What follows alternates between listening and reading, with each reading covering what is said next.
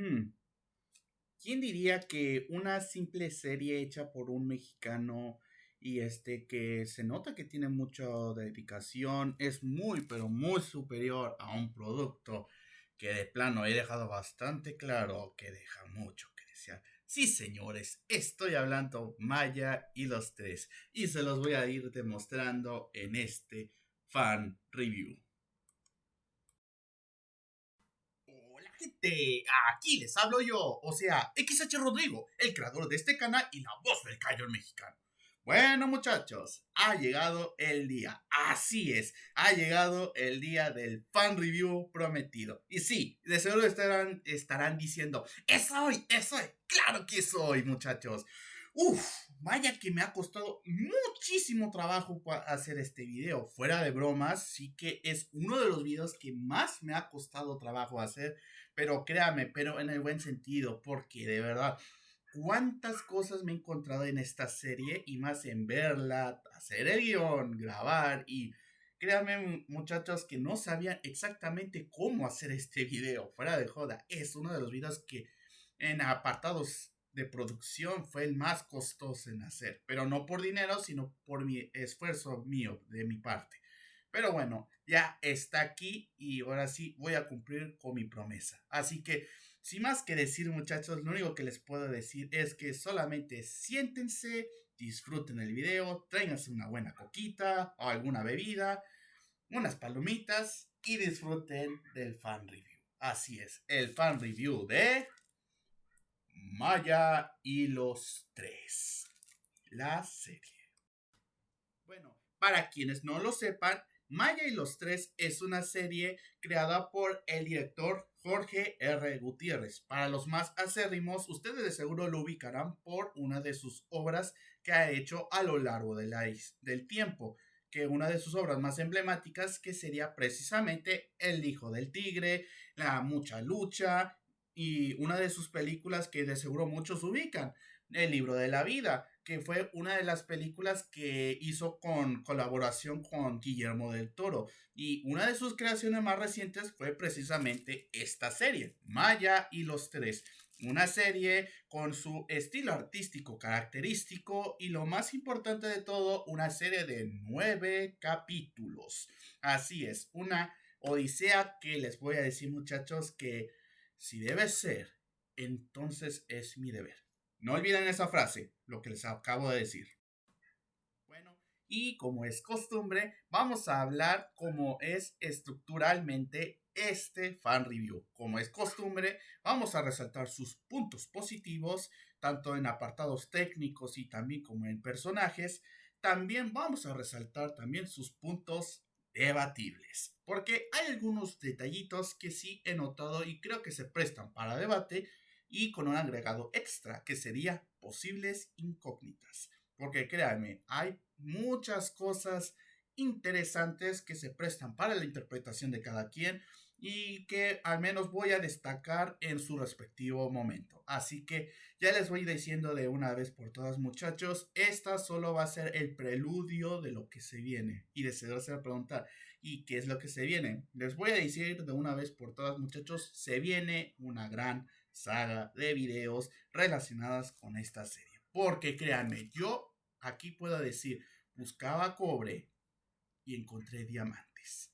No es joda. Así que ya les estoy avisando de antemano. Pero bueno, ahora, sin más que decir muchachos, lo que estoy a punto de decir es la verdadera odisea. Así que, sin más que decir, vamos a hablar de los puntos positivos.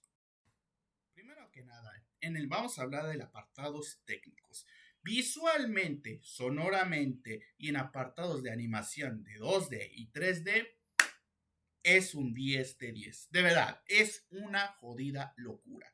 A ver, si bien nosotros estamos tan acostumbrados a que se utilice CGI para que sea más apegado a la realidad, en esta ocasión esta serie de verdad se lució en sus propios méritos que destacan en sí. Primero que nada, esto se complementa con lo que sería el estilo artístico ya de por sí el director Jorge R. Gutiérrez. Ese estilo artístico extravagante que hace una especie de burla a lo que sería el estereotipo mexicano, pero llegado a niveles de esteroides. Pero de verdad es una deleite de ver. Si ustedes son fans de este estilo artístico, ustedes se la van a pasar genial. Pero ojo, su estilo artístico fue una fusión. Sí, como haría Goku y Vegeta, pero aquí es una fusión. Y se va a votar ¿con qué? Pues con lo que yo diría que sería las culturas prehispánicas. Así es, este director mezcló su estilo artístico y su esencia, por así decirlo, y lo mezcló con los conceptos que serían las culturas prehispánicas de la historia de aquí, de Latinoamérica. Y créanme que lo que hizo de verdad es una jodida obra maestra artística. Ya solo enseñarles cómo se ven los personajes aquí en pantalla de los que sería la portada de la serie, ya se pueden dar cuenta de que su esencia está a flor de piel. Y no solamente se limita a lo que serían los personajes, sino también a las locaciones, los escenarios, es decir, todo lo que estamos viendo en pantalla se nota esa esencia pura del director. Y de verdad es una locura, de verdad. Porque se complementan algunos apartados que sería el CGI, que se ve visualmente muy bien trabajado. No hay ningún momento que de verdad se siente ortodoxo o extraño. No hay ningún momento en que la animación flaquea en ningún momento. De verdad, todo se ve excelentemente pulido. De verdad, se nota que hicieron mucho esfuerzo y dedicación y se fijaron al detalle de todo. Podemos ver armaduras desgastadas, podemos ver detalles como heridas o que las armas se desgastan o se dañan. Es decir, todo el tiempo estamos viendo detalles como rayones o como que piezas de oro desgastadas o el desgaste de los objetos. De verdad, es una locura, de verdad. Todo este apartado, lo que es lo visual. Entonces, de verdad que me gustó muchísimo. Por eso, en resumidas cuentas, puedo decir que visualmente esta serie se ve hermoso. El estilo artístico igual. Y créanme que los diseños de los personajes se complementan con el mismo estilo del director. Porque los diseños de tanto de los héroes como de los villanos, tienen diseños bastante característicos, es decir, no son tan, digamos, complejos, por así decirlo, más allá del villano principal que tiene un diseño un tanto, digamos, más extravagante, pero todos los diseños son diseños simples que van con el estilo de las culturas que representan, aunque algunos conceptos que ya hemos visto en otros trabajos de este director, los mismos se complementan de forma increíblemente exitosa. Por solo dar un ejemplo, creo que es la primera vez que vemos dos veces, por así decirlo, dos personajes hermanos en una sola serie. Verán, lo que pasa es que uno de los personajes que aparece en esta serie sería Ura y Kan, los dioses de las tormentas y del viento. Estos dos hermanos, prácticamente como dice su nombre, tienen las capacidades de dominar el viento a su voluntad, tanto con sus habilidades, tanto en combate como en lo que ellos se propongan. Y la mera concepto que sean hermanos y que tengan un juego de palabras en el nombre, es que ya nos podemos dar cuenta que de verdad la creatividad está a flor de piel. Además que, como ya dije, que algunos conceptos se repitieran en algunos casos, esto sería en lo que serían las hermanas diosas. Sí, estoy hablando de las diosas de los ladrones, cráneo y hueso. Ya solamente en su diseño se ve espectacular. Además que también este concepto de que sean hermanas, que utilicen armas como espadas y que trabajen en equipo es prácticamente una referencia a las que serían las primas de Manolo. Sí, las primas que vimos en el libro de la vida por un breve momento y que pudimos ver en combate en la batalla final de la misma película. Entonces, ya nos podemos dar cuenta que la referencia y el concepto, entonces, cosa que me parece genial. Y no solamente se limita a lo que serían los conceptos en sí, sino cada uno también tiene conceptos únicos, por así decirlo. Por ejemplo, uno de los protagonistas, como por ejemplo, que sería Rico, tiene la capacidad de utilizar magia. Literalmente usa magia, pero no solamente de la magia, digamos, convencional. No, él domina lo que sería la magia callejera. La magia callejera, muchos podríamos decir que es la magia oscura, pero en realidad no lo es, sino es una magia que es potencialmente peligroso, pero que si lo puede terminar dominando, puedes hacer muchas locuras y que potencialmente puede ser mucho más poderoso que la magia oscura de verdad. Cosa que me parece interesante. Ya les voy diciendo en general, hay muchísimos conceptos que no solamente los personajes del bando de los héroes comparten, sino también los propios villanos. Además que el mismo concepto de que sean dioses, no es joda, dioses, ya de por sí se me hace interesante. Cosa que la forma de cómo lo ejecutaron en la historia de esta serie, lo único que me queda hacer es aplaudir en mi enhorabuena. De verdad, se lucieron, pero para bien. Haciendo una gran diferencia entre cada personaje para que no digamos que son los típicos personajes desechables que aparecen y luego mueren. No, también vuelven a reaparecer en ciertas circunstancias o en ciertos momentos en específico. Pero bueno, aún así, como dije, en apartados técnicos, lo que es visual, estilo artístico y el diseño de los personajes, me gustaron mucho de verdad.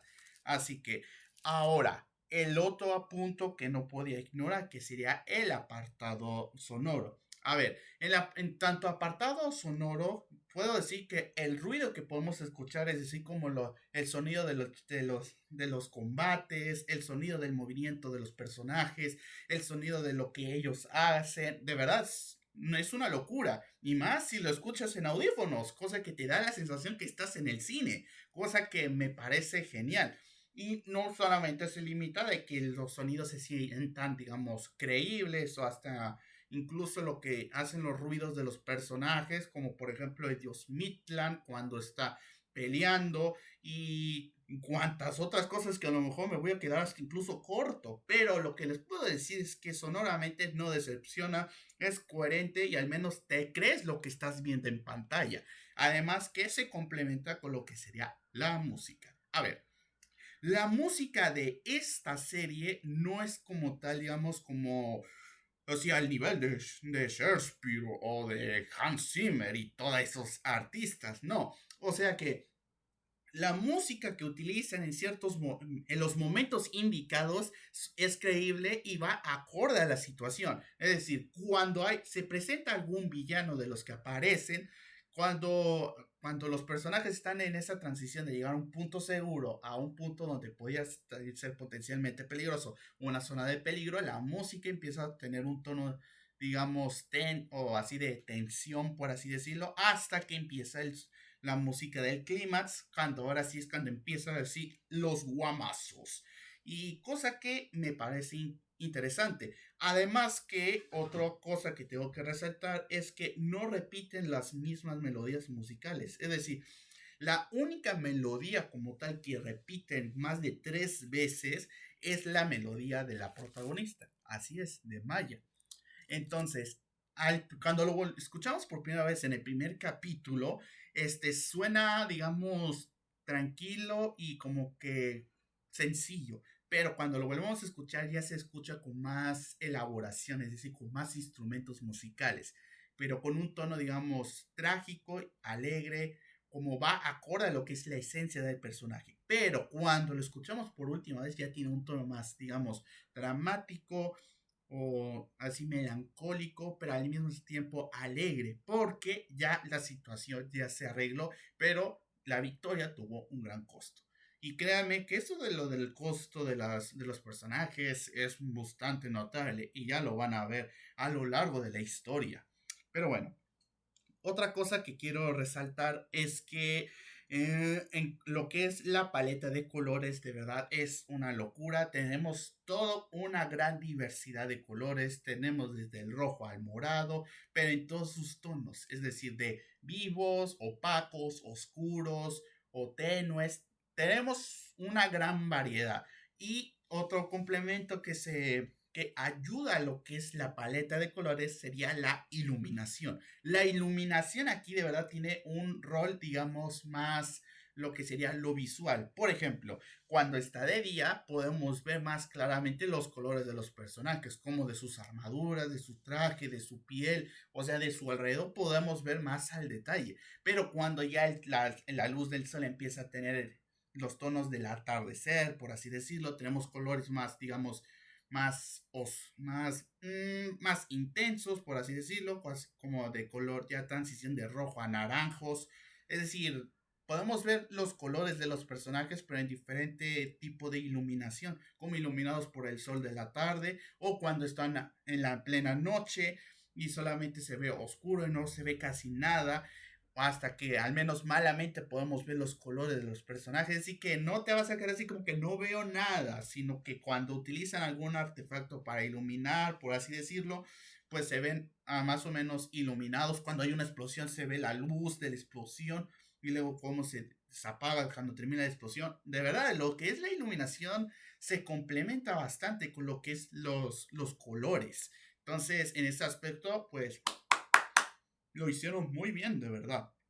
Ahora, otra cosa que quiero resaltar y sí que yo resumí en lo que es el apartados técnicos de esta serie es el estilo artístico, pero de verdad no puedo ignorarlo, en destacarlo aparte, porque el estilo artístico de los personajes, es decir, los diseños de los héroes y de los villanos, es una locura, porque la forma de cómo los plasmaron de una hoja de papel, de los diseños originales que hizo el director, ahora plasmarlos en 3D para que lo veamos en pantalla. Uf, mis amigos, aquí en mi enhorabuena, de verdad, en mi enhorabuena, se nota que lograron hacerlo. O sea, literalmente podemos ver todo su cuerpo completo, en toda su simetría. Podemos verlo absolutamente todo. Podemos ver su diseño de espalda, de arriba, abajo, de enfrente, de los costados. De verdad, aquí se nota que de verdad hicieron un diseño 3D completo de los personajes. Es decir, de plasmar el diseño original del director desde un papel a hacerlo prácticamente 3D y que se vea fiel y hasta incluso podamos darnos cuenta de ciertos detalles, como que por ejemplo algunos tienen perlas, algunos tienen piezas de oro, otros tienen, qué sé yo, tatuajes o heridas, o que al menos podamos resaltar los detalles de su diseño. De verdad es una locura, y de hecho lo que es el diseño de cada dios, que aquí yo ya voy avisando, son dioses oscuros, o sea, los malos de la historia de esta serie son dioses oscuros, o sea, que viven en el inframundo. Cada uno tiene un diseño único, característico y que créanme que tiene muchas referencias a ciertas cosas, tanto en culturas prehispánicas que de seguro algunos pueden ubicar, a otros que simplemente son referencias, digo, tipo mexicanas o de Latinoamérica. Y créanme que ustedes si lo observan van a ver como que ciertas características. Por ejemplo, cuando nos presentan a la diosa Arkat, nos podemos dar cuenta que precisamente su diseño tiene aires árabes, aires, nada más estoy diciendo, no como tal está confirmado, pero al menos cuando vemos decimos, ese es su diseño de Arkat, o cuando comparamos con el diseño de, qué sé yo, del dios de los terremotos como Cabracán, podemos ver la diferencia como que Cabra Khan tiene un diseño más corpulento y un tanto extravagante, mientras que la diosa acá tiene un diseño, digamos, femenino estándar. Es decir, todos y cada uno tienen un diseño que al menos los hace característicos. Y claro, y como dije, se repiten algunos conceptos, como es típico de este director, a veces hace diseños de personajes, digamos, con un cuerpo estándar, por así decirlo, normalito. Hay otro que hace corpulentos con mega cuerpecitos y piernas chiquitas. Hay veces que tienen como una nariz extravagante o rara, o que tienen un diseño peculiar, por así decirlo. Entonces, aquí de verdad la originalidad está a flor de piel. Y me gustó bastante cómo la forma de que plasmaron el estilo artístico de este director, del 2D al 3D. Y ojo muchachos, hay ciertos momentos donde nos plasman algunos diseños a estilo 2D. Y créanme que se ven hermosos. Así que si ustedes son muy fans del estilo artístico de este director, créanme que se la van a pasar, pero de lo mejor. Créanme, si ustedes son muy fans de este estilo artístico, les van a quedar enamorados aquí en esta serie. Ya se los digo de una vez. Otra cosa que quiero resaltar en puntos positivos, que sí está complementado con los apartados técnicos, sería el doblaje, tanto en español como en inglés. Hay un par de curiosidades, pero créanme que les voy diciendo de una vez por todas y en general. El doblaje en español es un 10 de 10. No es joda, es un 10 de 10. Y aquí curiosamente tenemos algunas voces que a lo mejor algunos ubican, por ejemplo, como en la Libro de la Vida o algunos otros actores que seguro podrían decir como que lo he escuchado por ahí, pero no me acuerdo.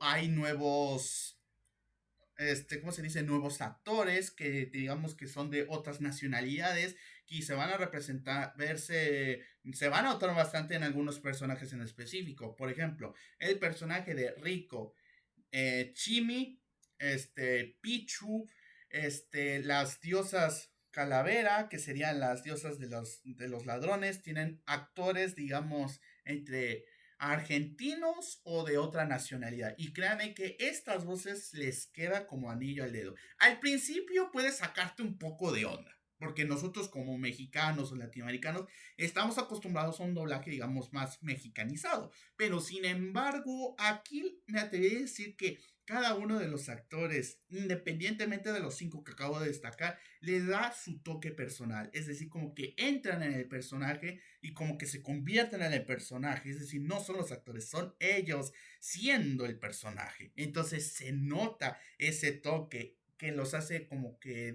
darles un plus. Porque, por ejemplo, el Cochiloco, para joda, sí, aquí participó, le da la voz al villano de esta serie y créanme que se nota que le dio su carisma, su toque personal, porque podemos escucharlo así como que está feliz, enojado, furioso o como que está ansioso. Es decir, podemos escuchar cuántas emociones del propio actor, pero plasmadas en el personaje que interpreta. Y créanme que no solamente el Cochiloco, tenemos también a la actriz de Kate del Castillo interpretando a la diosa de la muerte, y para los más observadores, de seguro ubicarán que Kate del Castillo es el que le da la voz a la Catrina. Sí, la que yo utilicé una ocasión, alguna vez aquí en mi canal. Ah, ¿no me cree? Ahorita se las enseño. Sí, aquí tengo mi Catrina del McDonald's. Y es mi waifu. ¡Mua! De verdad, cómo amo a la Catrina. Pero bueno, regresando al tema. Entonces, en lo que es el doblaje en general, tanto con de los villanos como de los personajes de los buenos, por así decirlo, tienen un excelente doblaje y hicieron un buen trabajo, de verdad. Cada uno con su respectivo toque personal y su trabajo y la actuación que hicieron es increíble, de verdad. Y aquí viene una curiosidad que quiero resaltar.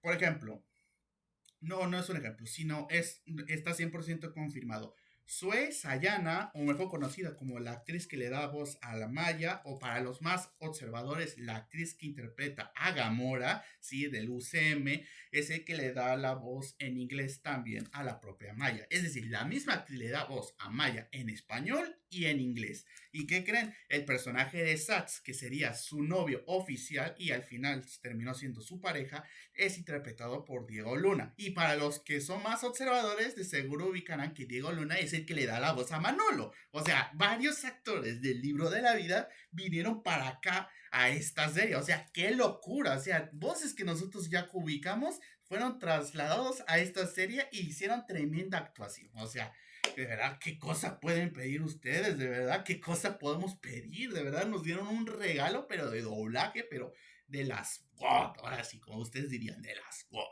Pero bueno, y aquí viene otra curioso.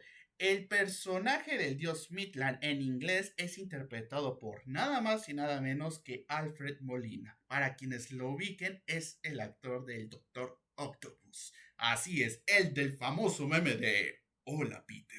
¿Eh?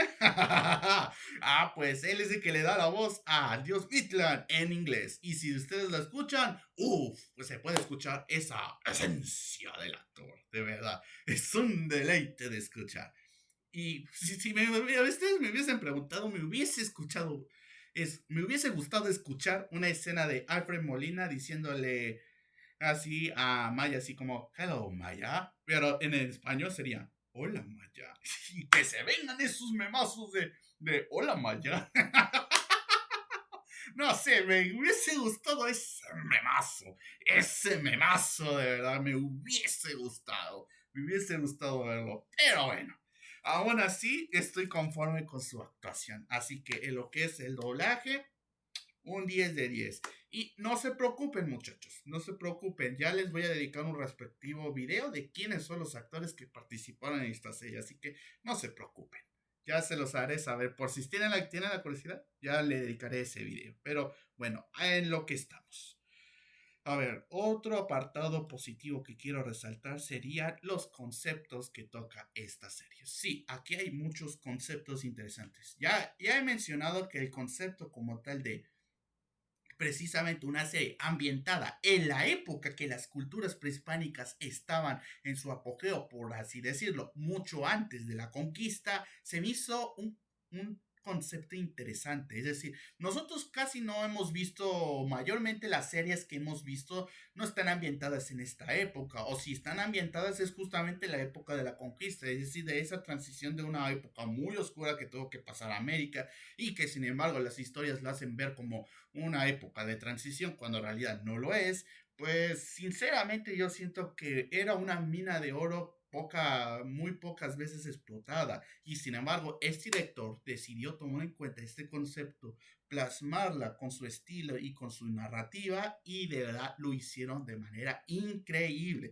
Es decir, y también se complementa con lo que serían las referencias. Pero bueno, ya solamente con saber de que hay varias culturas que están referenciadas o que tomaron prestado algunos conceptos como de algunas curiosidades, por así decirlo, como de sus deidades o de su historia, por así decirlo, o de su arquitectura o de sus costumbres. De verdad, aquí vamos a ver referencias a culturas por doquier, créanme. Si ustedes son más quisquillosos, van a ver que pues, se va a ver como una biblia de referencias. Así que ya se pueden dar una idea. O sea, no solamente los nombres de los personajes, sino también en sus armaduras, en la arquitectura de sus ciudades, el nombre de sus ciudades. O sea, literalmente, referencias, ¿dónde? Porque de verdad es una jodida locura. Es decir, va a haber referencias incluso hasta en tus calzones, seguro. Bueno, no creo, eso ya es exagerado, pero ustedes me entienden. Pero ojo, aquí hay otros temas que quiero resaltar que utilizaron como concepto y les ejecutaron de manera magistral. Uno de los conceptos que yo pienso que se toca mucho sería el concepto del honor. Sí, el honor. Verán, hay algunos personajes que tienen cierto sentido de honorable, por así decirlo, o de guerrero con honor. Por ejemplo, el personaje de Sats, cuando se enfrenta a un oponente, por así decirlo, él es más apegado a una pelea, digamos, justa. Es decir, que él va a pelear contigo si estás en condiciones y estás listo para el combate. Y así que se agarran los guamazos. Pero si él ve que estás como, digamos, qué sé yo, de un brazo roto o eres incapaz, aunque sea de poder defenderte, él va a decir, no, no voy a pelear contigo, estás mal herido y así no sería justo. O sea, ese toque de eso, del honor que tiene el personaje, es lo que hace que nos muestra su personalidad.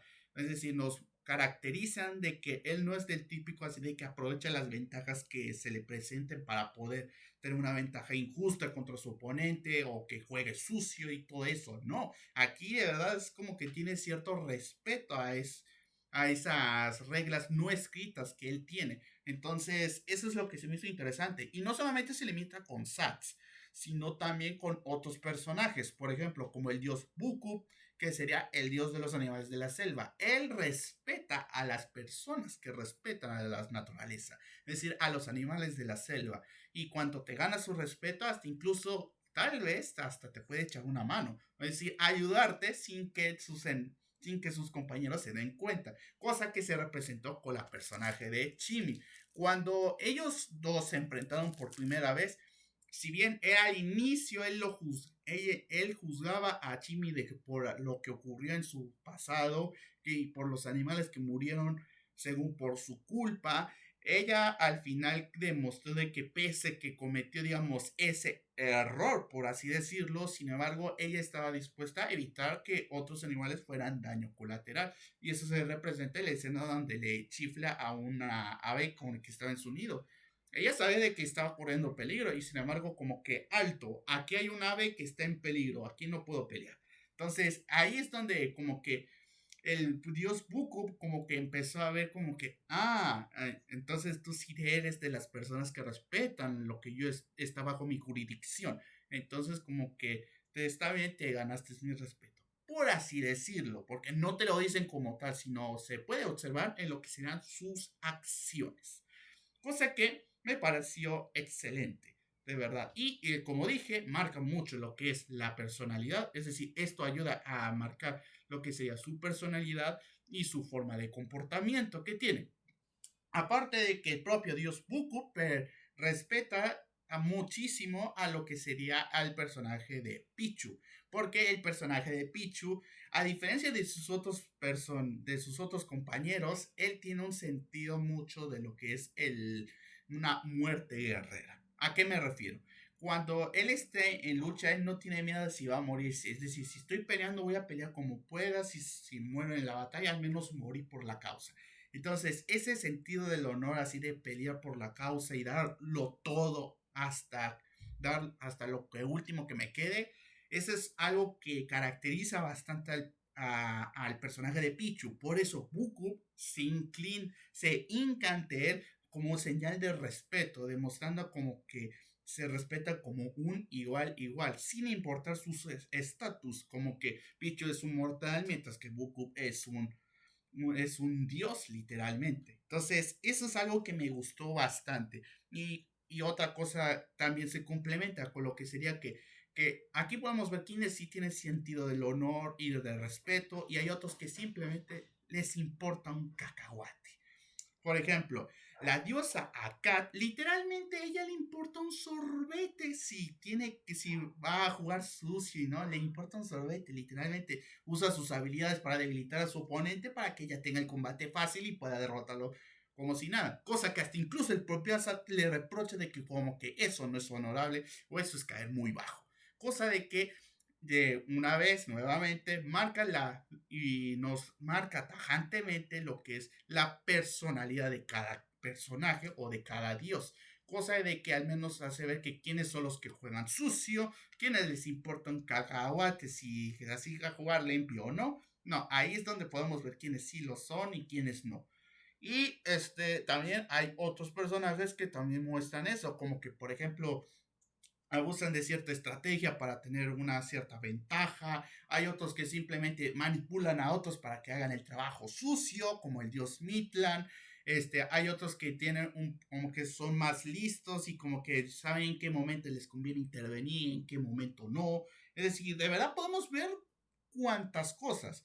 Y entonces, por eso es lo que yo digo que esto lo del concepto del honor y del deshonor o de la forma de cómo se comportan los personajes, me gustó bastante. Pero aquí pienso de que hay un tema que ejecutaron de manera increíble y que ya de por sí es un tanto, digamos, complicado de ejecutar bien, que serían los temas un tanto delicados que toca. A ver, hay algunos personajes que trágicamente perdieron algo muy importante en su vida, como por ejemplo el personaje de Rico y Jimmy. Pero la forma de que nos enseñan su pasado, por así decirlo, es impactante. Pero ¿por qué? Rico es huérfano, es decir, literalmente perdió a sus padres. Y lo único que tenía como relación paternal era el gran brujo, era su maestro, el que de verdad le extendía la mano y lo ayudaba y se preocupaba por él. Porque los demás simplemente así como que se burlaban de él, que era por brujo, era por ser huérfano o porque no dominaba bien la magia.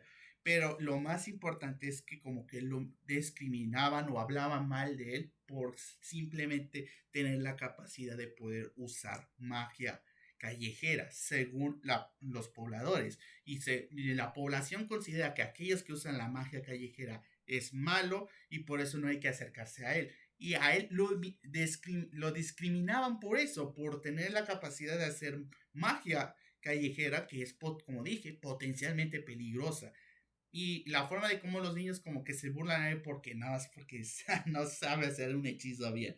Pero cuando se rozan la raya, por así decirlo, Rico perdió el control. Literalmente expulsó la magia callejera y empezó a utilizarlo a lo loco. Y él era consciente de que lo abrumaba y perdía el control y terminó matando a su maestro.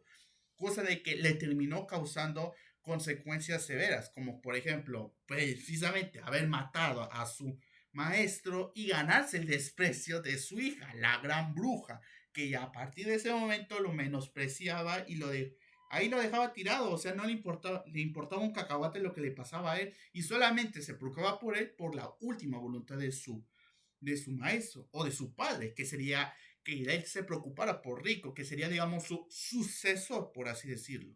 Y entonces aquí podemos ver que Rico, desde muy pequeño, vivió en las calles, vivió marginado y aparte fue discriminado, hasta incluso por la gran bruja. Entonces podemos darnos cuenta de que son temas delicados que si se ejecutan mal pueden causar controversia, pero sin embargo nosotros podemos enfatizar en los personajes por la forma de cómo nos enseñan lo que ocurrió y los temas cómo lo van tocando en su respectivo momento más adecuado, cosa que hace de que al menos podamos empatizar por el personaje y decir como que no, Dios mío, o sea, qué mal que el personaje tuvo que pasar por esto y ahora quedó de la fregada y todo eso. Entonces, al menos podemos entender al personaje y sentir empatía por él mismo.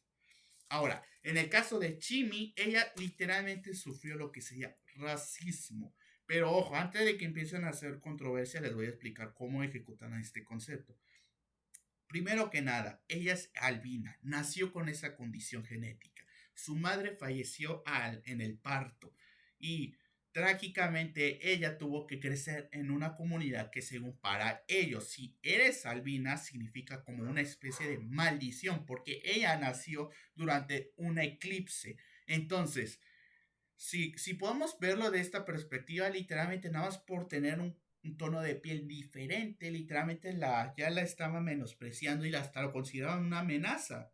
Y que tristemente hoy en día hay mucha gente que sufre esto, de que nada más por tener una condición diferente o por un color de piel diferente, enseguida tienes que ser tratado mal, hasta incluso considerarlo como algo inferior, por así decirlo. Entonces, eso es feo, ¿no?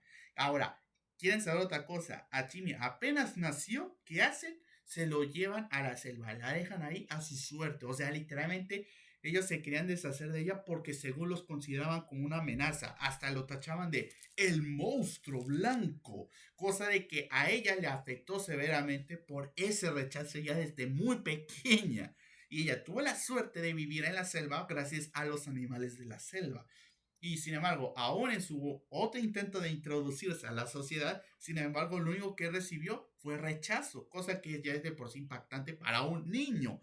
Y para más, Inri recibe un roce de flechazo, marcando tajantemente y de una vez por todas que ella es incompatible con la sociedad o que la sociedad nunca lo va a aceptar. Y para más, Inri, el rey de la ciudad, el rey de la comunidad calavera, por así decirlo, ya desde la presentación de que demostrando que es una excelente arquera y sin embargo ella ganó el arco dorado, el más apreciado arco de esa ciudad y sin embargo se negó a estar a su servicio del rey, el que hizo, el muy hijo de puta, se le ocurrió lanzar flechas de fuego a la selva provocando un incendio y en el incendio terminó provocando la muerte uno de los seres más importantes para Chimi, el monito, que tristemente falleció y también algunos animales de la selva. O sea, literalmente Chimi se la pasó, pero de la patada, rechazado al nacer, tenía una condición genética que según la gente lo considera como una aberración, hasta tal punto que le dicen un monstruo, y luego que el propio rey manda unas flechas con fuego y te provoca un incendio que termina destrozando tu hogar y matando a tus seres queridos, así que menuda friega, o sea, ¿qué onda? Entonces, por eso hasta uno puede entender por qué ella ni confía en los seres humanos, porque ya desde muy pequeña la rechazaron, o sea, ya de por sí en papel esto es impactante y podemos decir que ahora podemos entender por qué ella es un tanto fría o no empática con los seres humanos o ciertos sentimientos o que tiene ciertos comportamientos debido a que esos sentimientos humanos fueron reprimidos por las circunstancias que ella tuvo que vivir. Entonces, de verdad, esto de la forma de los temas, cómo lo ejecutaron de manera increíble. No, de verdad, no tengo palabras cómo decirlo, pero me sorprendió bastante cómo lo hicieron. Y quieren saber otra cosa, también tocan el tema de lo que es la infidelidad. Así es, la infidelidad en parejas. Porque el propio padre biológico de la protagonista, el rey Teca, le fue infiel a su esposa. ¿Y saben con quién tuvo el momento romántico? Con la mismísima diosa de la muerte, la diosa Micte. Pero sin embargo, la diosa Micte también se juntó con él y le puso los cachos a su esposo, el dios de la guerra. O sea, esto fue un doble cacho de cuerno. Entonces, la forma de cómo ejecutaron el concepto de una infidelidad matrimonial es una jodida locura. Pero, sin embargo, es el que termina detonando lo que es la historia de esta serie. Cosa que al menos en papel está es interesante y está bien ejecutado porque narrativamente sí tiene que ver con lo que es la historia a lo largo de la serie. Bueno, y otro tema que quiero resaltar, que sería el concepto de la concepción de la muerte. Es decir, como la perspección, la concepción de la muerte, perdón, según los personajes. Es decir, cada personaje en su punto de vista, cómo consideran lo que es la muerte. No es joda, la muerte. Para la protagonista, es decir, Maya, la muerte es algo trágico, perder algo valioso para ti y que tuvieron un destino horrible, por así decirlo. Y a ella le afecta severamente. Pues, ¿quién no? Es decir, perder a tus hermanos en combate y solo saber que cayeron en batalla y lo único que quedó de ellos solo fueron sus armas rotas. Es decir, como que es impactante y obviamente ella va a ver como que la muerte es trágico, triste, que te quita lo más valioso de tu vida, por así decirlo. Mientras que Rico a lo mejor él siente culpa, por así decirlo, por haber provocado sin querer la muerte de su maestro.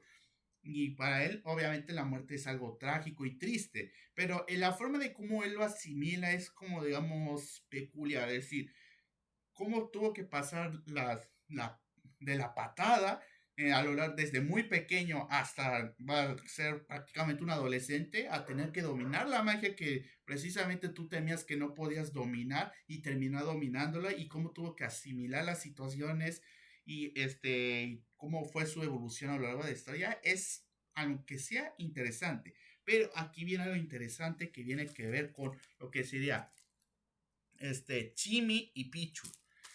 Jimmy, en su perspectiva, la muerte como tal es que ella como que digamos lo venera, es decir, como que su mayor anhelo es cuando esté enfrente de la diosa de la muerte, la diosa Micte, ella su mayor deseo es volver a ver a su madre. ¿Por qué? Porque ella siente, como me atrevería a decir que ella siente culpa por haber provocado la muerte de su mamá por todo lo que pasó, a lo mejor ella en algún momento dice, realmente fue culpa mía nada más mi mera existencia, mi mero nacimiento, lo único que provocó y es todo lo que estoy viviendo. O sea, si lo vemos en ese ángulo, por así decirlo, podemos decir que es un tema un tanto que ya podría rozar lo que sería lo turbio y hasta incluso, digamos, complicado.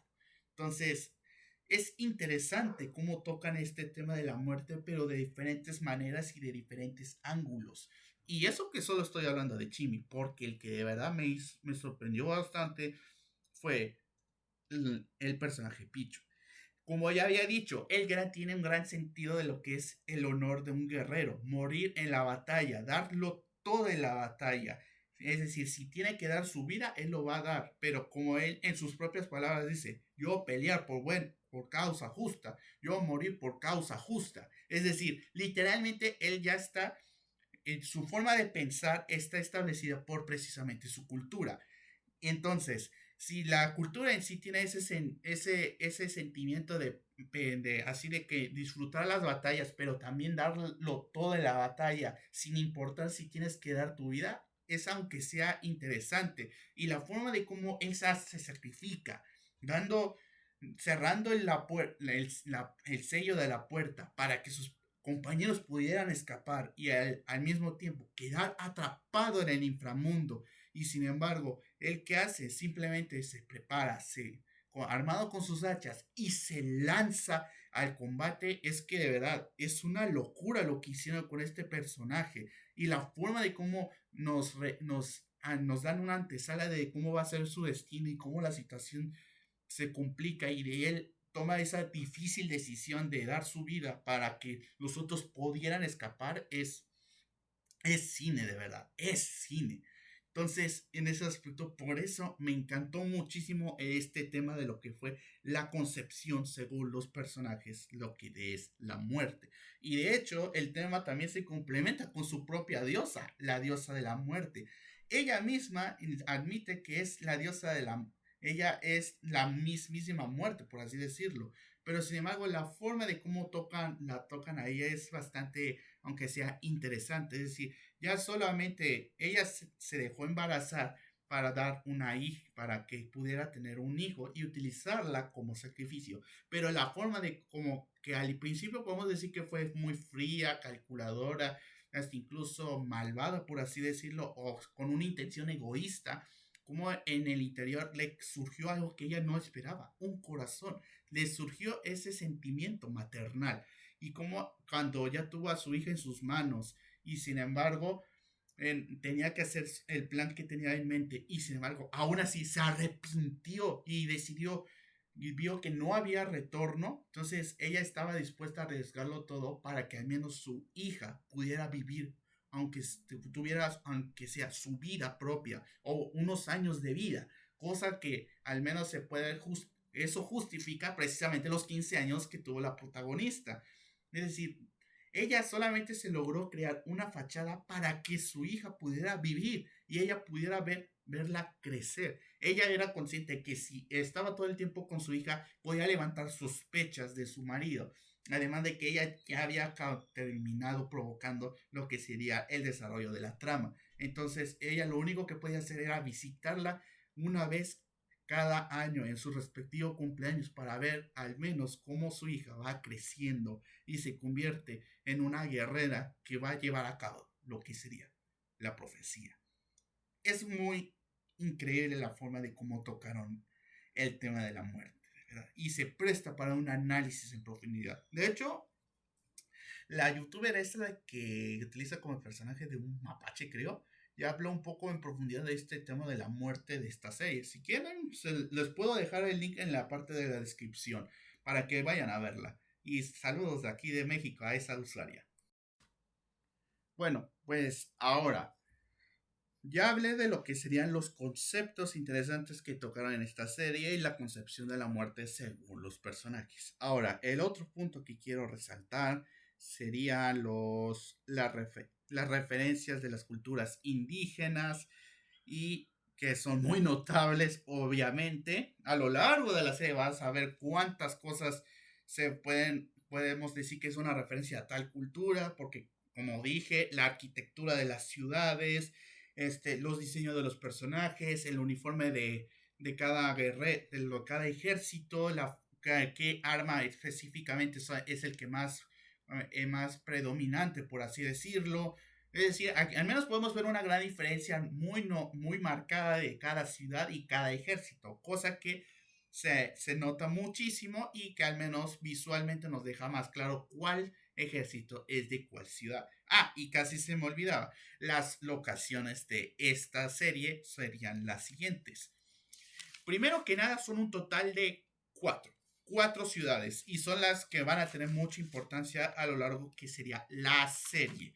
Por ejemplo, la ciudad teca, la ciudad principal y la que va a tener más protagonismo, por así decirlo, es obviamente una notoria referencia a lo que sería la cultura azteca. Así es, la famosa ciudad de Tenochtitlan. Y como es bastante notable, el animal representativo de esa ciudad es el águila.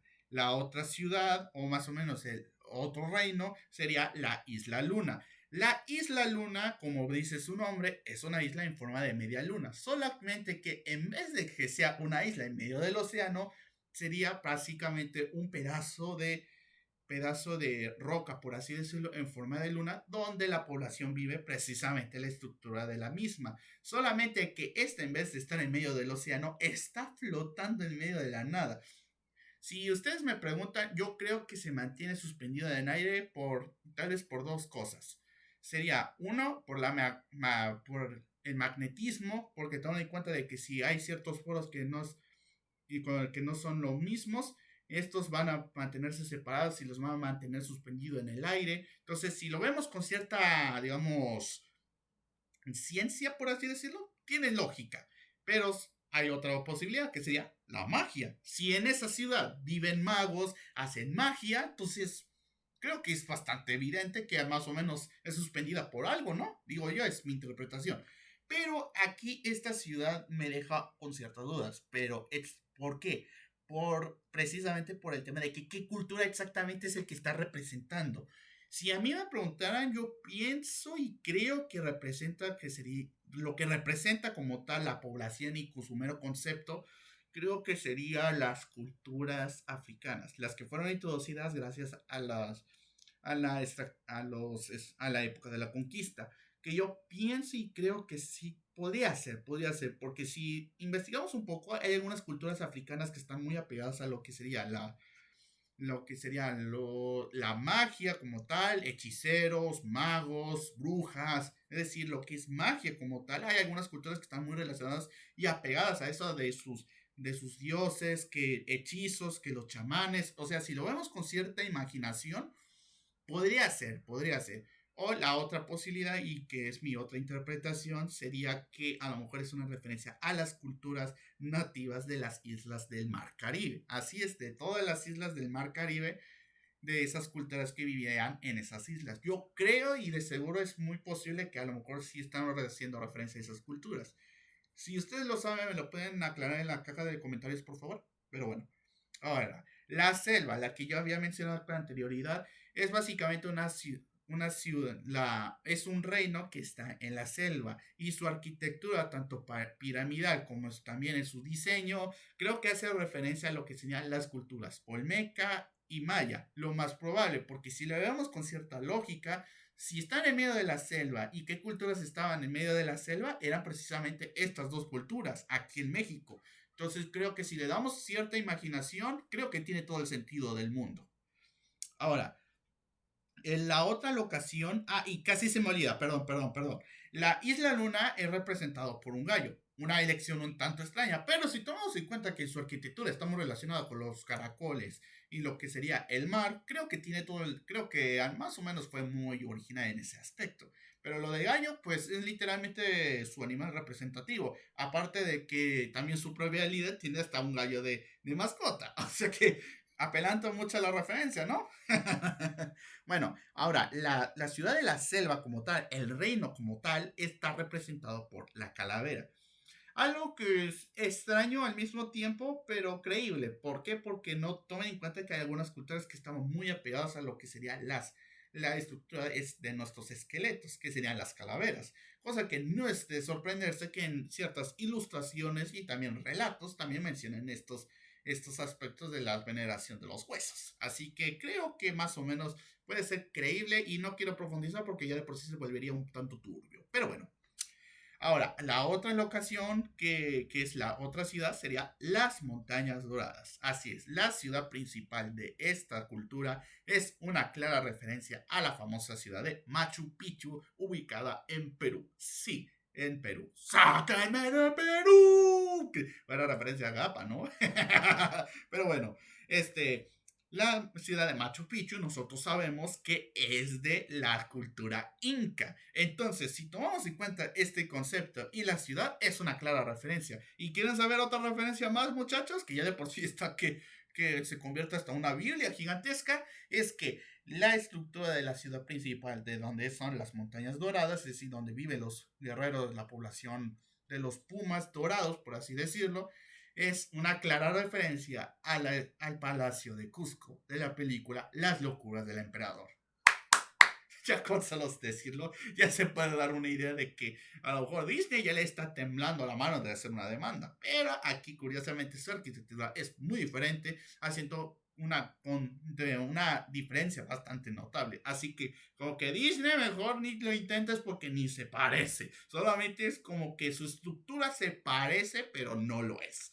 Pero bueno, la otra locación que visitan los protagonistas para poder llegar a lo que sería el inframundo sería la puerta divina. Ya meramente su diseño como tal es, ya de por sí no se parece para nada a una puerta como tal. Es decir, es una estructura de roca que se activa una vez que el usuario dé lo último que le queda, la muerte. Y se vuelve a activar, pero si quieres pasar del otro lado, del mundo de los vivos al mundo de los muertos, tienes que combatir con esa cosa. Y para poder abrir la verdadera puerta, tienes que tener un medallón específico, el medallón de la diosa de la muerte. Y esa sola exclusivamente es la que detiene a la criatura y es el que activa la verdadera puerta. Cosa que no la vas a tener fácil y los protagonistas no la tuvieron fácil, solamente por una estrategia muy buena lograron sobrevivir. Y como es bastante evidente, la puerta divina es una clara referencia a lo que es la división entre el mundo de los vivos y el mundo de los muertos. Cosa que se me hizo interesante. Fuera de duda, se me hizo bastante interesante. La mera idea de que hay que tener que cruzar una puerta para poder llegar al inframundo, ya de por sí suena como un tanto fantasioso, hasta incluso de aventura, pero que precisamente tengas que combatir con ella y luego tienes que ponerle un medallón en específico para que ahora sí se abra la verdadera puerta, es que digamos como que, hermano, no la vas a tener fácil. No, no la vas a tener nada fácil. Así que ya se pueden dar una idea de cómo los personajes se la pasaron bien duras. Y en la otra ciudad, o mejor dicho, la otra locación que nos presentan en esta serie sería el inframundo, el que es para nada una referencia al inframundo según las culturas prehispánicas, o lo que sería el infierno, pero no como tal así el infierno que nosotros todos creemos, sino también el mundo donde, un mundo hostil donde nada está vivo o nadie sale vivo de esa zona. Entonces ya se puede dar una idea de cómo lo representaron. Es decir, ya de por sí el mero castillo donde viven los dioses oscuros o donde vive el mandamás de estos dioses, es decir, el dios Mictlán, es que, uff, mis amigos, ahora sí, es cine total, mi amigo. Es decir, está en medio. El diseño del castillo es una pirámide invertida. Está flotando en medio. Bueno, está más o menos, digamos, en una estructura en específico, rodeado de lava. La mera pirámide tiene la cabeza de una cabeza de serpiente en la parte de arriba. Está rodeada de fuego. Y para más Inri, está rodeado de lava. Y cuando te la presentan, se escucha un rock metalero que su macayo te dejas como que, oh Dios mío, la casa de los malos, aquí estás muerto. Entonces, la forma de cómo te lo presentan es increíble, es increíble. Entonces, ya solamente con solo ver esa y darte esa imagen visual, ya te puedes dar cuenta de que, así como que, cómo los protagonistas se la van a ingeniar para poder llegar ahí y luego salir vivos. Entonces, de verdad, es la inmersión que te genera lo visual en esta serie, de verdad que es una jodida locura. Pero bueno, estas son las nuevas locaciones originales de aquí, de esta serie. Bueno, otro punto que sinceramente quiero profundizar, que será los personajes, que ya les voy diciendo que los personajes son memorables y originales, tanto los villanos como los héroes. Créanme que es una cantidad extremadamente extravagante y ya he mencionado un par a lo largo de este video. Pero yo sinceramente pienso que para evitarme el alargar este video de lo que ya de por sí es, creo que considero que mejor los voy a profundizar en sus respectivos videos. Créanme, se viene una saga de videos de cada personaje y créanme que voy a tomar en cuenta a todos. ¿A todos? ¡A todos! Así que tómelo muy en cuenta lo que acabo de decirles. Así que en este apartado puedo decir de forma resumida, tanto en villanos como héroes, es que son personajes memorables y muy originales. Y ya les voy diciendo, el dios Midland es uno de los villanos más brutales que he visto en una serie. Y les voy a decir una cosa. El dios Midland, el dios de la guerra, hace ver a Scar, a Kyros y a Sira como unos simples gatitos. Ya se puede dar una idea de lo brutal que es este villano. Así que así lo dejo. ¿Mm? Bueno, otro punto positivo que quiero resaltar sería el humor. Sí, el humor. Aquí de verdad va a haber ciertas situaciones, digamos, cómicas y que tiene el típico humor de este director. Solamente que aquí es un tanto sutil y hasta incluso me atrevo a decir que un poquitín descarado. Es decir, literalmente el típico chiste de cuando unos personajes están así y luego otros personajes están así como que guácala. Ese es típico humor de R. Gutiérrez. Así que créame que de verdad que lo que es el humor no te va a dar cringe en ningún momento. Créame, de verdad.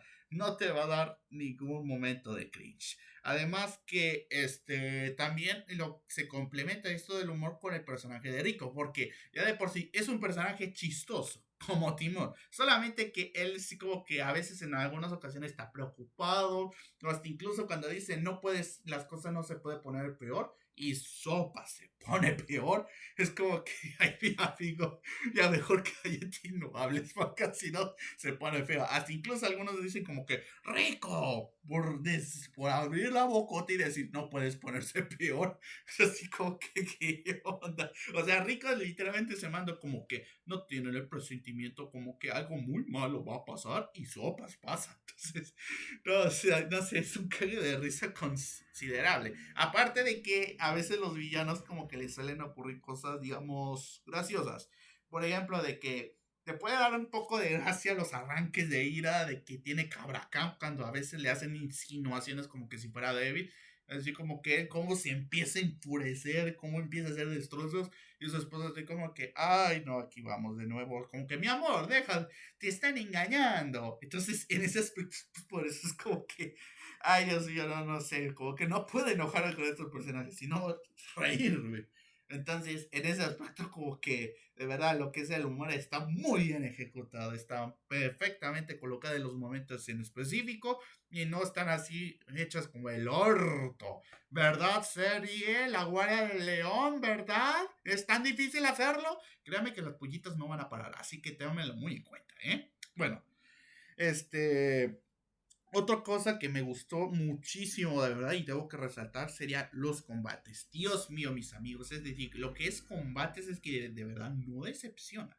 No decepciona, en ningún momento decepciona. Es decir, literalmente, todos los combates son mejor que el anterior. Es decir, el combate con Maya con Akad está muy bien coreografiado y va, digamos como que es el primer boss de un videojuego. Como que no te va a dar tanta pelea, pero te las ingenias para poder derrotarlo. Ok, pero luego el siguiente combate es, digamos, más dinámico. Es decir, no es así de como quedarse de guamazos como al estilo Dragon Ball. No, o sea, como que no, ciertos combates como que suelen ejecutar o llevar a cabo una estrategia. Entonces, no es solamente decir agarrarse de guamazos o de disparos o flechazos o lanzazos, nada de eso. O sea, que cada combate es diferente y que destaca por sí solo. Además que su coreografía como tal va variando, es decir, no se va a ver el mismo movimiento y todo eso. En ocasiones va a haber secuencias completamente nuevas y originales. Hay otras que a lo mejor son, digamos, que reciclan ciertos movimientos, pero la circunstancia en la que te la presentan es diferente. Es decir, lo de los combates, de verdad, no te vas a decepcionar. No te vas a decepcionar. Y también se ve también en algunos flashbacks. Algunos, no todos. Pero lo que es combates, de verdad, no te vas a decepcionar para nada. Ni si mencionar que, si a mí me preguntaran, el que personalmente es mi favorito es el combate de la batalla final. Tiene un total de tres clímax, así que ya se pueden dar una idea de lo brutal que es esta batalla. Así que lo que son el apartado de los combates, lo hicieron bien. Denle un Oscar. Ah, sí, me cayó. Pero fuera de jodas, de verdad, me encantan los combates de esta serie, de verdad. Me encantan y cada uno es mejor que el anterior. Así que ya se pueden dar cuenta de cómo tienen la vara de calidad en casi todos los aspectos, de verdad. Es una jodida locura. Bueno, y otro punto que creo que ya he estado anticipando bastante, sería la historia. De verdad, que la historia lo puedo resumir como que una historia que aparenta ser convencional, pero que tiene giros de tuerca, que te van a dejar con la boca abierta. Y no es joda, de verdad te vas a sorprender. Es decir, ya meramente la historia como tal, digamos, gira a lo que sería una profecía, pero la forma de cómo ejecutaron ese, sí, cuando dices como una profecía, es como que, ¿dónde he visto esto antes? Pero la forma de cómo la ejecutaron es que fue magistral, es decir, en algunos momentos te hacen creer que la profecía es de tal manera, y luego salen con que no es de esta forma, para que luego cuando ven que las circunstancias cuando todo está valiendo verga, literalmente, y se dan cuenta con que no, la profecía no era cierta, todo fue un engaño. De verdad, aquí ya estamos de la patada, no hay nada. Pero para que luego tiene los momentos más increíbles de todos, resulta que, no, la profecía era de esta manera. Entonces ahí te das cuenta como que realmente la profecía es cierta, pero luego cuando te la enseñas como que, wow, entonces sí, la profecía es cierta, pero la habían interpretado mal, era de esta manera. Entonces, de verdad te vas a sorprender, pero no solamente por lo de la profecía, sino los giros de tuerca que están relacionados con la diosa Micte, con la propia protagonista, lo que son los pasados. De verdad no te vas a decepcionar, la historia de verdad te va a sorprender de alguna u otra manera. O como que si te deja cierta duda al principio nos pintan como que la diosa Micte es como que la peor mamá del mundo, que cómo que dejó a su hija a disposición de los tecas y ahora la quiere sacrificar. ¡Ay, qué peor mujer del año! Pero cuando te revelan el por qué hizo lo que hizo, ya te das cuenta como que, no, o sea que lo que hizo al inicio lo hizo con esa intención, pero luego se arrepintió. Entonces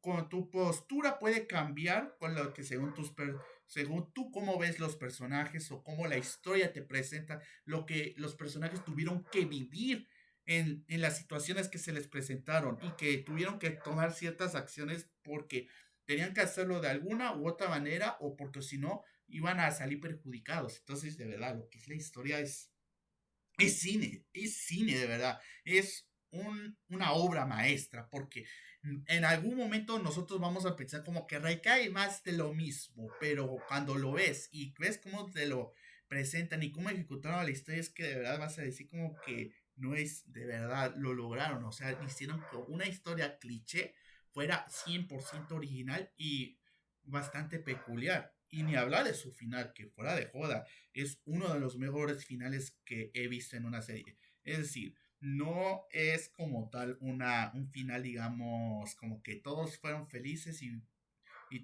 comieron perdices. No, literalmente la protagonista tuvo que dar su vida para derrotar al villano de esta serie, es decir, el dios Mitla en su forma final. Tuvo que dar su vida, literalmente murió. Ella tuvo que dar su vida para derrotar al villano que durante mucho tiempo presentó una verdadera amenaza y ver cómo se sacrifica para que sus seres queridos pudieran sobrevivir o de acabar de una vez por todas esta guerra, es que de verdad te sorprende de cómo la historia como tal te va a sorprender de alguna u otra manera. Y la forma de cómo termina es decir como que al final todo se ya terminó por fin. La guerra ha terminado. El dios Mikan está muerto. Pero sin embargo, la victoria tuvo un alto costo. Y si nosotros lo pensamos en perspectiva, podemos decir cuántas personas murieron. Cuántas personas murieron a lo largo de esta serie para por al menos tener una pequeña chance de ganar al dios Miklan. Que hasta incluso la propia protagonista en momentos desesperantes se mantuvo firme y dio hasta su último esfuerzo para conseguir la victoria. Y de verdad no me esperaba que la protagonista muriera.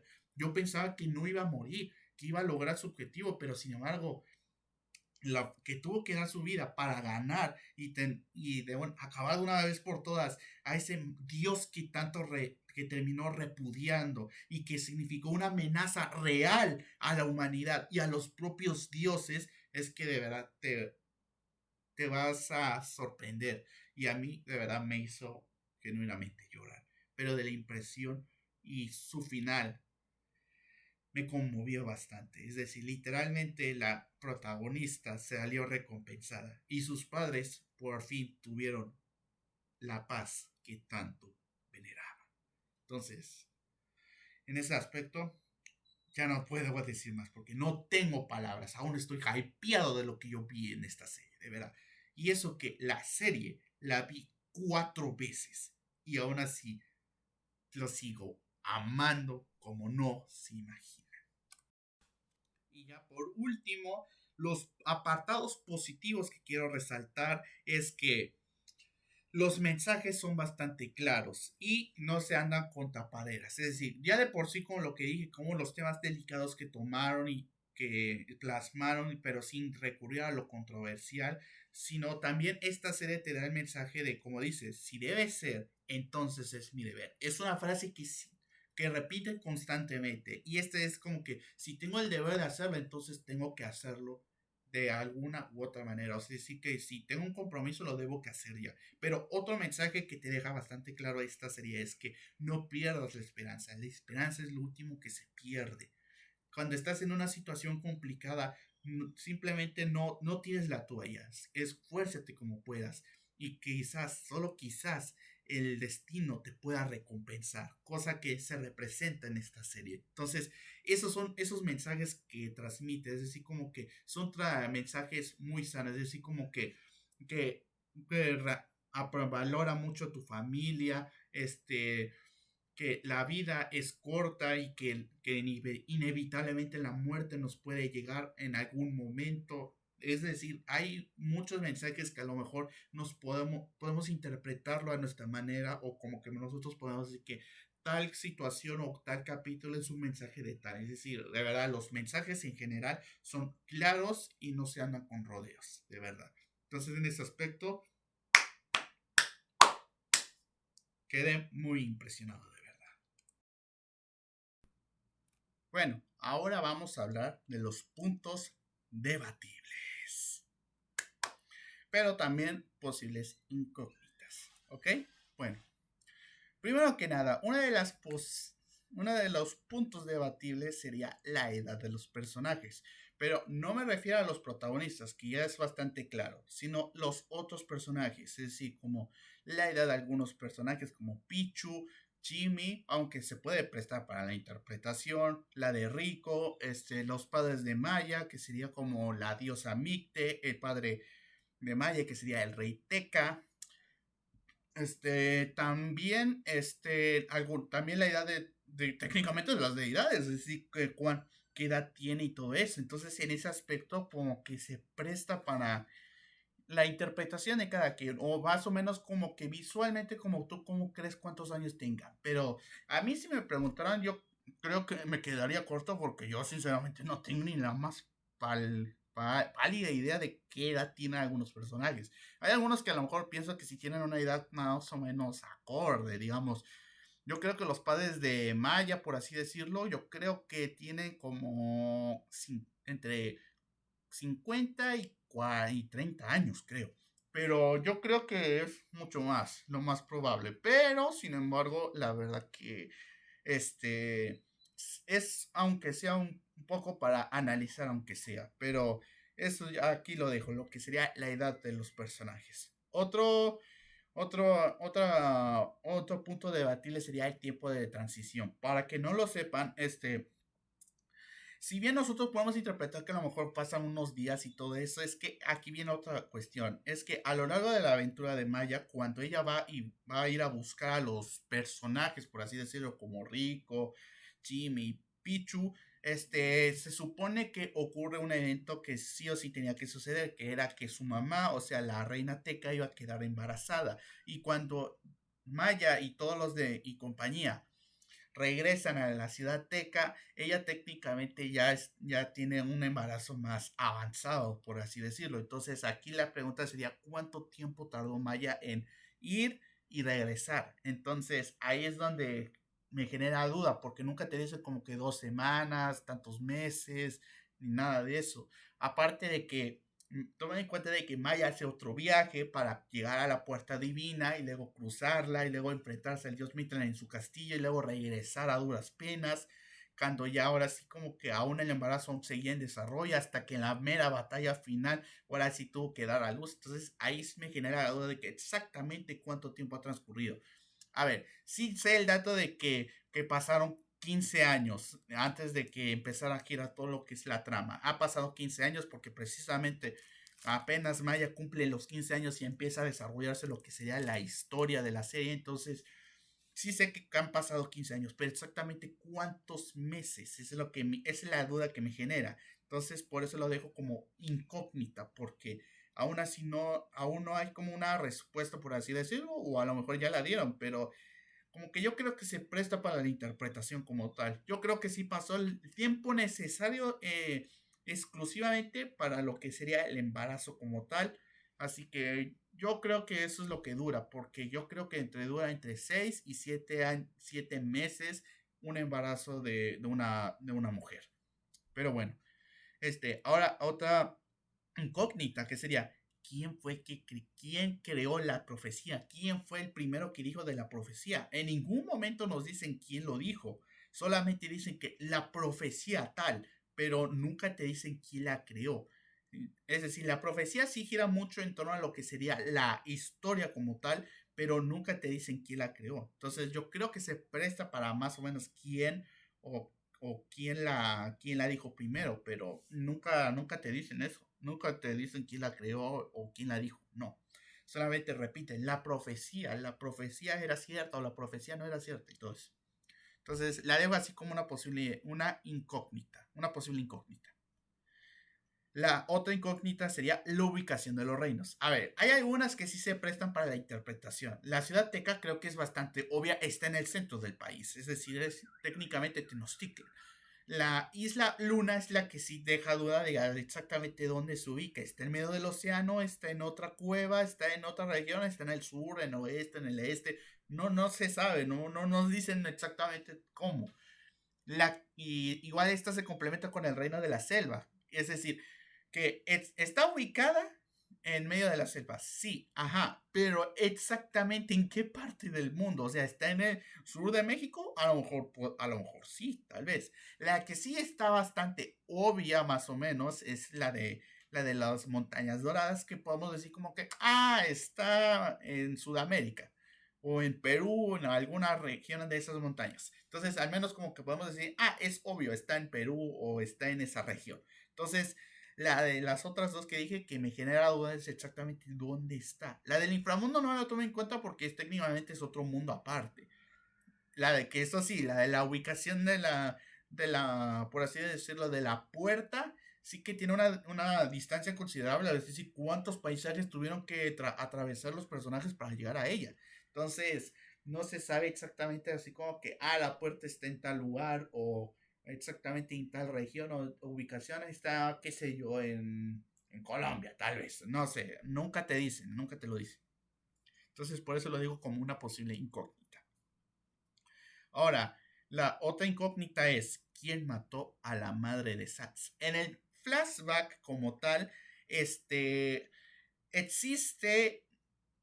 si bien en el flashback te ponen en situación que estaban escapando de algo o de alguien, y en un momento se puede ver que lo que los persiguiera era el ejército maldito del dios Mitlan, pero ya de ahí no sabemos qué más pasó, porque cuando Camazot se sube al bote y es nucleado por su esposa y le deja el bebé en sus brazos, ella se lanza a lo que según los estaba amenazando, pero ya de ahí no sabemos quién la mató, porque cuando Camazot recupera la conciencia, ella ya falleció, hasta incluso ya se había transformado, ya estaba su espíritu, por así decirlo, en las estrellas. Entonces, eso es lo que me genera la duda de que quién la mató. Yo creo que es muy probable que a lo mejor fue el dios Mictlan. ¿Por qué? Porque a veces cuando en un momento la esposa voltea, se ve el lugar donde proviene un ruido que es de una serpiente. Y el propio dios Mictlan, cuando está transformado en su forma final, hace un ruido relacionado con las serpientes. Yo creo que sí fue él, pero no se sabe con exactitud. Nunca te dicen qué le pasó, nada, simplemente que se enfrentó a lo que según los estaba amenazando y ya de ahí ya no se sabe más. Pero yo interpreto que fue el dios Mictlan, porque hasta el propio dios Mictlan dice que él fue quien le arrancó uno de los ojos de Satch. Por esa razón él lleva el parche. Entonces, yo creo que sí fue el dios Mictlan quien mató a la madre de Satch, pero en ningún momento Satch o Kamazo les reprocha como que él mató a la esposa o a la mamá. No, nunca reprochan eso. Entonces, por eso lo dejo como incógnita de quién la mató o qué fue la que lo mató. A ver, otro punto de que se presta para debate sería, Jimmy realmente se culpaba por la muerte de su madre. Obviamente lo que yo dije en el apartado positivo, yo dije que a lo mejor ella sentía eso, pero era mi interpretación, porque sinceramente lo que da a entender es que ella nada más quiere volver a ver a su madre y ya. Entonces, aquí podemos se presta para al menos un debate entre personas así de que realmente ella se culpaba. Lo más probablemente es que tal vez sí, o tal vez no, o es por otra, o había otra cuestión. Entonces, por eso me genera esa duda y por eso lo resalto como punto debatible. A ver, y otra perdón. Otro punto que quiero resaltar que sería una posible incógnita sería de dónde proviene el ejército maldito del dios Mictlan. Es decir, él tiene literalmente un ejército a su disposición, sí, pero ¿de dónde proviene? De dónde extrajo ese ejército de esqueletos españoles? Porque si son españoles, tienen la armadura, tienen más o menos el estilo, por así decirlo, del ejército español cuando llegó aquí a México en la época de la conquista. Entonces, aquí mi pregunta es, ¿de dónde lo sacó? O el dios Mictlan se tuvo que enfrentar a toda una legión de españoles para que ahora sí, una vez muertos, él nos pueda invocar y tenerlos a su servicio. Eso es lo que me genera dudas, porque ya de ahí no.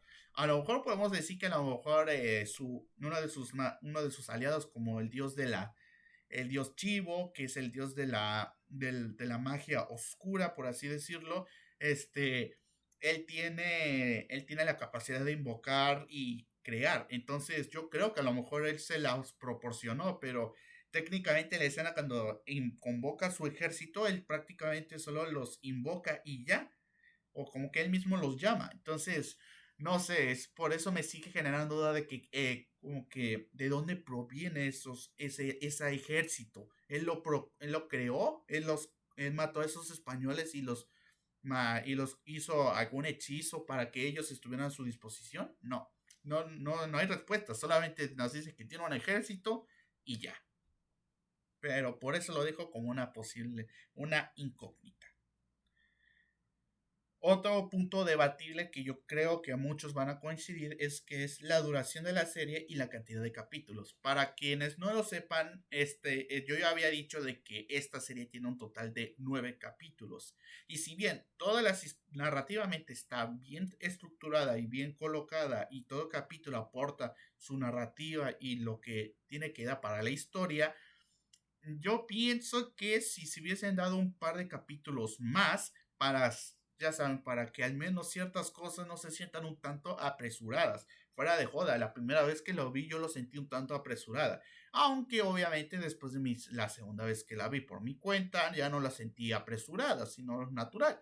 Pero hay algunos personajes que yo siento que si les hubiesen dado un capítulo más para que ellos participaran y al menos nos sintiéramos un poquito memorables. Ojo, allá de por sí son memorables, pero que tengan un pequeño plus extra, yo siento que hubiese sentido conforme. Además de que a lo mejor se hubiese prestado para profundizar algunas cosas y quién sabe, de las incógnitas que he mencionado, a lo mejor para que así más o menos nos demos cuenta de que haya respuestas aunque sean nuestras preguntas. Pero bueno, ya de por sí con 9 capítulos está bien y narrativamente lo hizo bien. Así que como tal, solo una vez lo resalto para que ustedes al menos lo debatan entre sus amigos o entre sus compañeros. Pero bueno, Otra posible punto debatible sería qué cultura representa el reino de el reino de la isla Luna. Y como yo había dicho, exactamente qué cultura está representando, porque yo, como dije, posiblemente podría ser las culturas africanas, traídas de África para aquí a América, pero como dije, es solamente mi interpretación. Entonces, por eso yo lo resalto como punto debatible que exactamente qué cultura está representando, porque usan magia, tienen como animal representativo el gallo. Ah, y casi se me olvidaba, también los guerreros de las montañas doradas son representados por un puma, por eso dicen pumas dorados o pumas guerreros. Entonces yo digo, exactamente qué cultura es la isla Luna, qué cultura, porque su arquitectura está relacionada con los caracoles. Viven en una isla en forma de luna. Su animal representativo es el gallo. Ellos pueden utilizar magia. Entonces, es un pupurrí de cosas que random, por así decirlo, y que aún así funcionó bien. Pero, ¿qué cultura exactamente? ¿Qué cultura están haciendo referencia? No se sabe. Entonces, por eso lo resalto como punto debatible de que qué cultura exactamente representa la isla Luna. Y ya, por último, y este tengo que avisar que a lo mejor tiene un tono un tanto oscuro.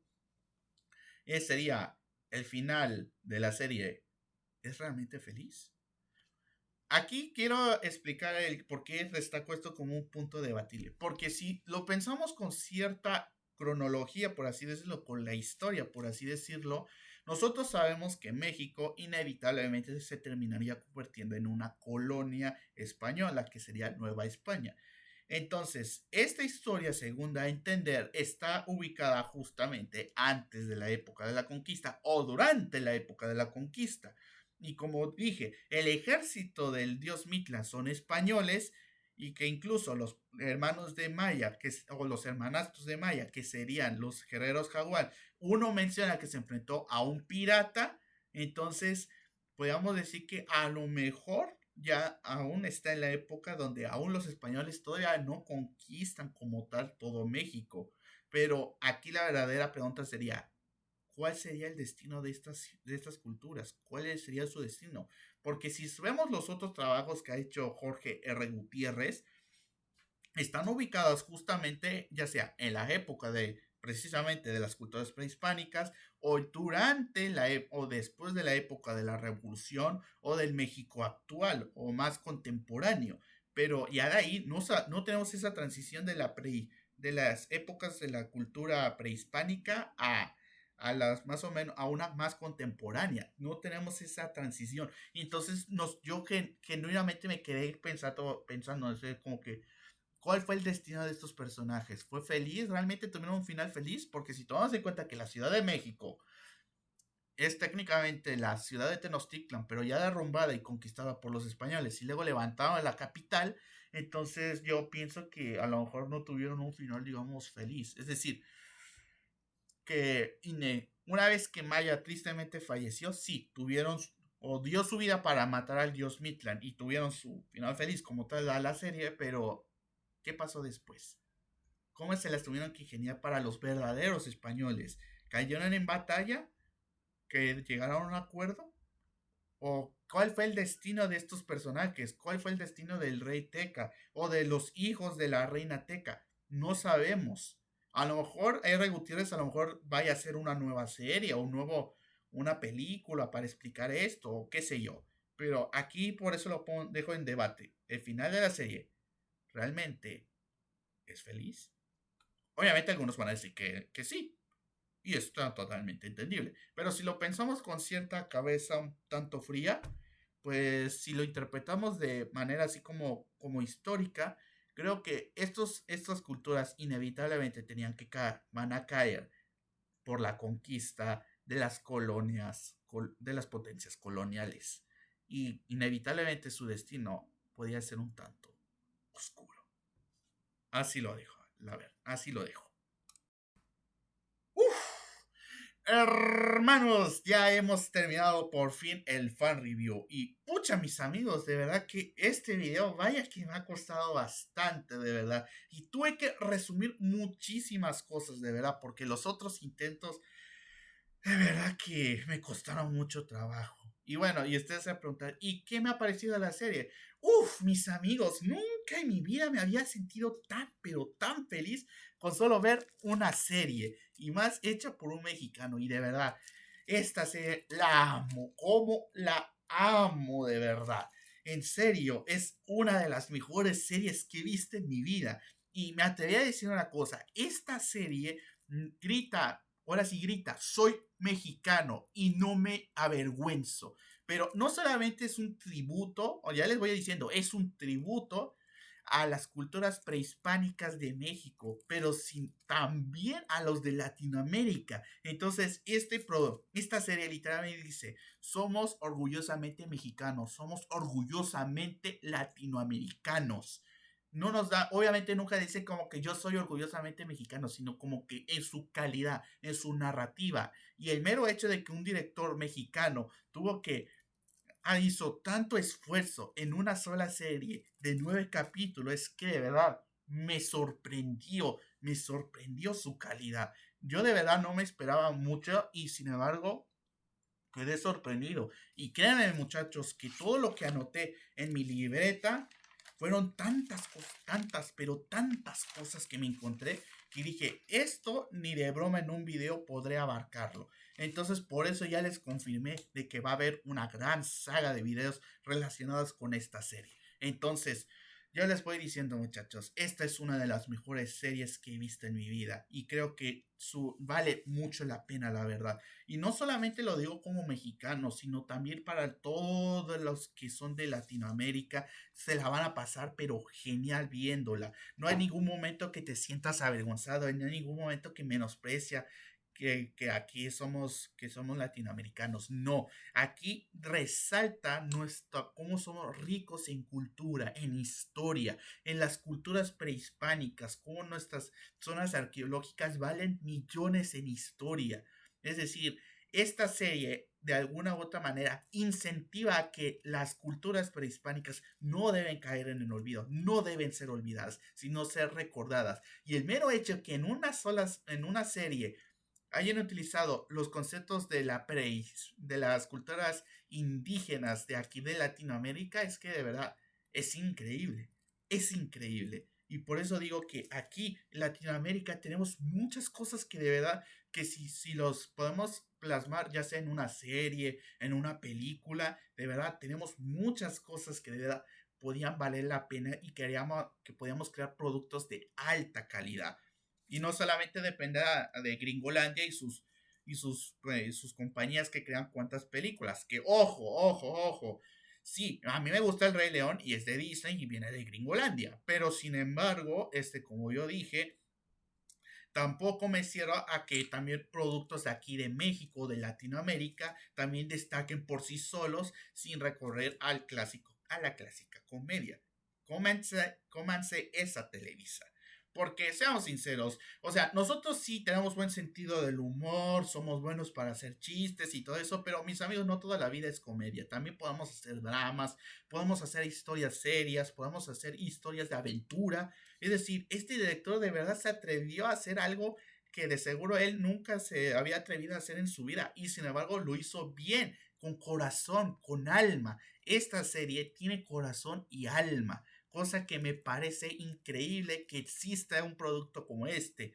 Y me sorprende mucho que una serie me haya hecho pasar genial, que me interesara los personajes de inicio a fin y no una serie de la franquicia que yo tanto amo, que sí amo mucho el Rey León y todo lo demás. Pero me da coraje que su respectiva serie canónica deje mucho que desear en historia y en personajes. Que ojo, dije que los protagonistas me gustan y que tuvieron un trato justo. Sí, pero que trate mal al elenco original y que tuvieron conceptos interesantes y las ejecutaron como la patada. Es que de verdad yo siento como en una franquicia de una empresa multimillonaria la cagaron horrible y este señor que tuvo que asociarse con Netflix, tuvo que pedirle a una estudio de animación canadiense para que hiciera esta serie y lo hiciera, pero tan bien, es que de verdad yo digo como que, ¿cómo es posible que una persona así, en por ciento competente, haga un mejor producto y no como una compañía multimillonaria que haga un producto nada más nada más para el fanservice barato. O sea, no sé, es como que yo no puedo evitar hacer esa comparativa. Entonces, como digo, no es que yo odie la serie, es que odio que la forma de cómo la ejecutaron, tanto sus conceptos como los personajes y también su historia. Por eso valoro mucho la serie y por eso la amo y la recomiendo de verdad. Entonces, por eso siempre hago esas pullitas o que hago esas indirectas, porque ¿cómo es posible que una sola serie me haya gustado tan bien y que hasta incluso, como dije, está al nivel del Rey León 1 en calidad y en narrativa y en personajes? Y como digo, ¿cómo es posible que una serie esté al mismo tiempo al nivel de una película que yo tanto amo igual? Entonces, por eso yo los pongo muy peleados, así como que si Simba y el Rey León 1 es el rey, para mí Maya y los tres es la reina. Es decir, ambas sentadas en su respectivo trono, con el título del número uno, de mis favoritos, de lo mejor, de lo mejor. Y de seguro van a decir, pero es que olvidaste a Mufasa. Bueno, pues ¿qué creen mis amigos? También Mufasa comparte trono, así que también serían tres en total. Tres, dos películas y una serie en un solo trono. Así es, la Santa Trinidad, así es. Rey León 1, live action de Mufasa. Y Maya los 3, la Santa Trinidad. ¿Eh? Pero bueno, muchachos, creo que ahora sí vamos terminando de una vez por todas el video. Y de verdad, espero que se la hayan pasado genial. Así que vayan esperando con muchas ansias esperadísima saga de videos que se vendrán, créanme. Y voy a procurar ser lo más resumidos posible o más o menos más y mejor elaborados, pero que no duren como una hora. Así que ya les voy diciendo de una vez que ya voy a ir mejorando. Así que ténganme confianza. Pero bueno, muchachos, espero que hayan disfrutado el video de inicio a fin. Así que me voy despidiendo de una vez por todas. Así que, y casi lo olvido. ¿Cómo calificaría esta serie? Puedo decir con total seguridad que, permítanme un momentito.